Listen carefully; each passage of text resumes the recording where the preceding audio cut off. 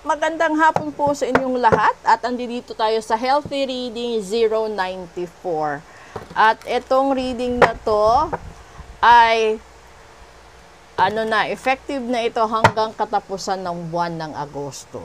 So, general reading po ito sa kalusugan. Tignan natin kung ano ang meron sa huling linggo ng Agosto. At bare months na po.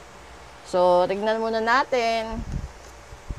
Ayun, 9 of Cups. Everything turned out well and enjoy your success. 'Di ba? Ito yung pinakamagandang siguro may mga taong nagdadasal talaga o lahat naman nagdadasal ng kabutihan para sa sarili nilang pamilya. Dahil healthy reading ito, baka merong mga tao na nagdadasal na gumaling na sila sa sakit nila. Papakinggan kayo.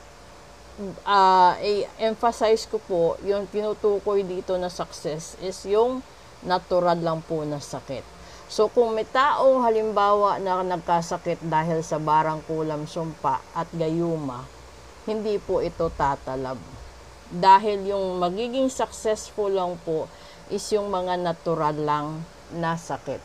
So, kung kayo po ay mga isa doon sa mga tao na may barang kulam, sumpa at gayuma, maraming kalaban, maraming naiinggit, at bumabagsak ang kalusugan, bumabagsak ang katawan, 'di ba? Kailangan nyo pong ipagamot yan bago mag first Friday at first Tuesday ng susunod na buwan, Setyembre. Bakit ko po hinihikayat yung mga taong magparitual sa ganyan?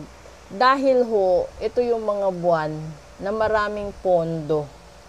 Kung sakaling may kalaban kayo, marami silang pondo dahil papunta sa mga maraming bonuses, maraming incentives. So, lalong-lalo na sa katapusan ng buwan, yung mga taong galit sa inyo, baka ipabarang kayo, ipatsugi kayo, kailangan nyo talagang magkaroon ng protection ritual, kailangan nyo ng magpagamot, spiritual, ganun. Depende sa inyong gusto. Pero dito, yung good news lang dito is doon sa mga tao na nagkakaroon ng sakit na natural, gagaling kayo sa buwan na ito.